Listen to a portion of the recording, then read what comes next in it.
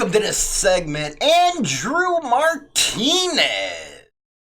An affidavit unsealed by a New Hampshire court Tuesday revealed grisly witness reports from the June crash that killed 7 bikers, in which witnesses allege, I will not say his name, truck and trailer was driving erratically before the collision, and he appeared to flee after the crash.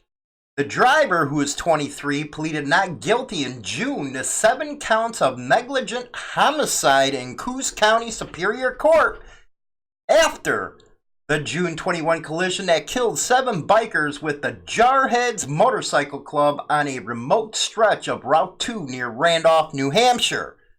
According to the affidavit by New Hampshire State Trooper Brandon Giraldi, witness, I ain't gonna say, who was driving with his wife and child from Maine toward Vermont, saw the driver of the pickup truck and trailer travel into the eastbound lane of the road on 2 separate occasions before the crash.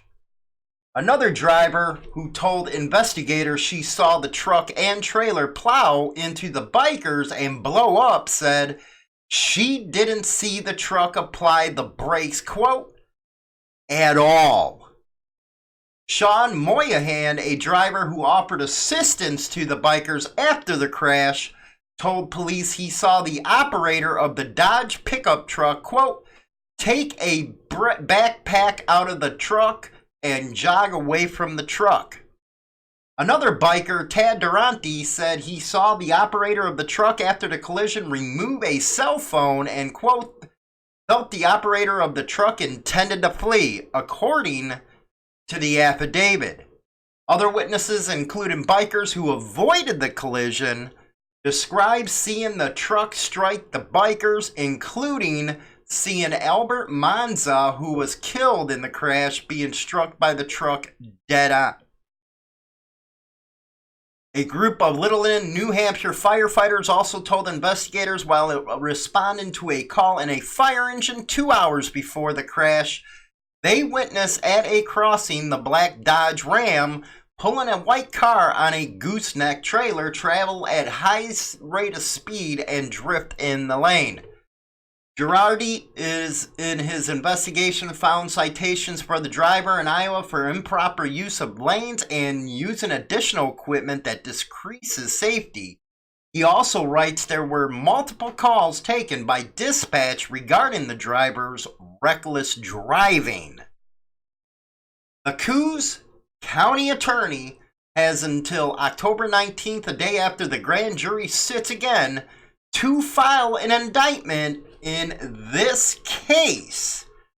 Hopefully he gets freaking sent to that. Anyway, by Alexis Devias. Good one here. Sturgis, South Dakota, KOTA TV. For the first time, female motorcyclists are traveling the world in a new relay. 15 female bikers proudly revved their engines as they drove down Main Street, marking their arrival in Sturgis to take a break from the Woman Riders World Relay, tackling rain, wind, cold, and lightning storms since Murdo, South Dakota, has made the 440-mile planned route a tough one. Quote, it's cold, so a couple of the women are struggling to maintain body temperature. We are trying to make sure we have appropriate gear for everybody, keeping everybody warm and safe. Yes, keep safe, girls. Michelle Lanfer, Woman Riders World Relay Chief Financial Officer, said. But the women are pushing through and will end up in Casper, Wyoming to pass the hand-carved baton.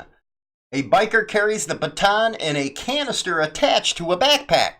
Inside the locked canister are papers signed by every female who has carried the baton. Haley Bell is the founder of the relay and comes from the UK. She said her main goal was to ignite a global sisterhood. It has blossomed into something quite significantly, and it's making history. The connections that we've seen happen and the friendships that have been formed and the unity the women have shown within each other. all-encompassing, all-accepting, Bell said.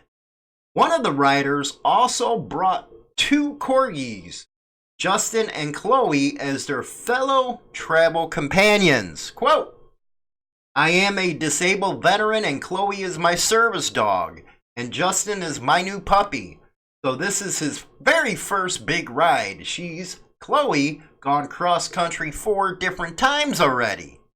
Heather Hadgard, a biker in the relay, said, Lanford said, this ride is also a moment for businesses to recognize the thousands of consumers they are sometimes forgetting. She said women have limited selections when it comes to purchasing bikes and gear. Well, I hear that same sentiment from a lot of women. They like more options than just pink. We see a lot of pink gear and embroidered flowers and things on it. There's kind of a trend to take men's gear and shrink it down, but oftentimes it's not really fit for female proportions, Lanfear said. However, Lanfear said she is starting to notice some companies catering to their needs.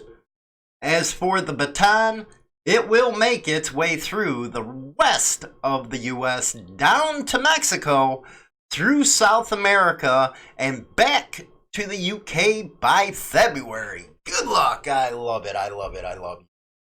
DW.com, 8 members of the Hells Angels Berlin Charter, including the group's leader, Kadar P., were sentenced to life in prison by a Berlin court, German officials announced this past week. The charter leader was found guilty of putting a kill contract against Tahir O, with whom he was in a long-running conflict. In early 2014, a group of 13 Hells Angels stormed a Berlin bookmaker shop, with one of them opening fire and hitting Tahir O with 6 bullets. The 26-year-old died at the scene. Some of the participants wore masks. Surveillance video footage from the building showed.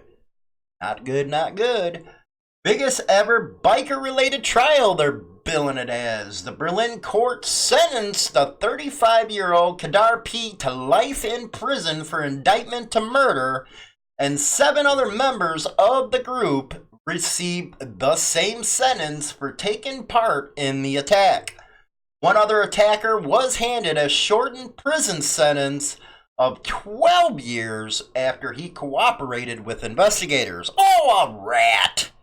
You don't say. Judge Thomas Gross described Kadar P. as antisocial and aggressive. Well, nothing would happen without him, he said. Prosecutors also claim one other defendant was involved in the murder, but failed to prove the link. He was sentenced for possessing an illegal weapon to 1 year and 10 months in prison. Tuesday's sentence brings an end to the biggest ever trial involving, quote, biker gangs in Germany's history. Police officers suspected of negligence. Separately, German authorities launched an investigation against 3 police employees for allegedly failing to prevent the murder. The officers are suspected of knowing about the plans to kill this guy months before the attack and learning about the specific contract just 5 days before the kill, but failing to take steps to protect him.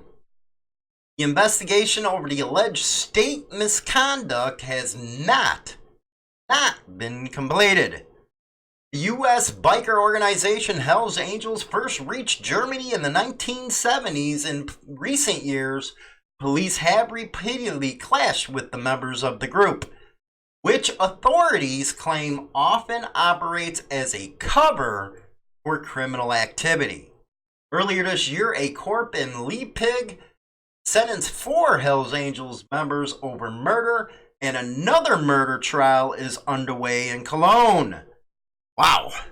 Anyway, to level out everything, we will be having at nighttime, Monday through Thursday, 6 p.m. Central Standard Time, Leo news. Basically, Leo gone bad. You know, I put this up in the conversation over on our YouTube channel. I know how everybody gets about the biker gangs and how everybody calls them that. Well, we're going to level it out. And with the cops gone bad, you're going to get to see that stuff every night again at 6 p.m. So, there you go.